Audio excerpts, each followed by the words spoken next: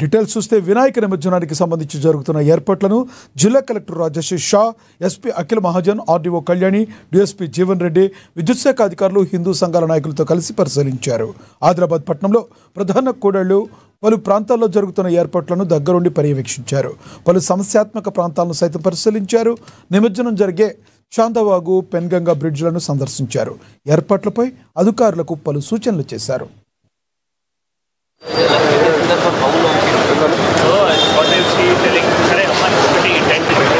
ఈరోజు మన గణేష్ నిమజ్జనం సంబంధించిన శోభాయాత్ర ఏవైతే ఈరోజు నేను ఎస్పీ గారు, హిందూ ఉత్సవ్ కమిటీ సభ్యురాలు అందరూ కూడా ఇన్స్పెక్షన్ చేయడం జరుగుతుంది. ఖానాపూర్లో ఉన్న అక్కడ మస్జిద్ నుంచి వినాయక్ చౌక్, తర్వాత ఈ మున్సిపాలిటీలో ఇక్కడ అశోక్ నగర్ ఏవైతే రూట్ ఉన్నాయో దానికి ఇన్స్పెక్షన్ చేయడం జరుగుతుంది. అన్ని ఏర్పాట్లు అధికారులు, పోలీసు, తర్వాత హిందూ ఉత్సవ్ కమిటీ మెంబర్స్ అందరూ కలిసి మంచిగానే ఏర్పాట్లు చేశారు. ఎవ్రీ ఇయర్ ప్రశాంతంగానే జరుగుతూ ఉంది కాబట్టి ఈసారి కూడా ఇప్పటివరకు ప్రశాంతంగానే జరిగింది.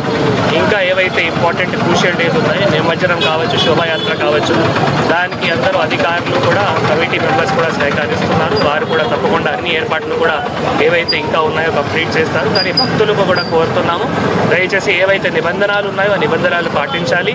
భక్తులు భక్తి భావనలో నిమజ్జనం చేయాలి.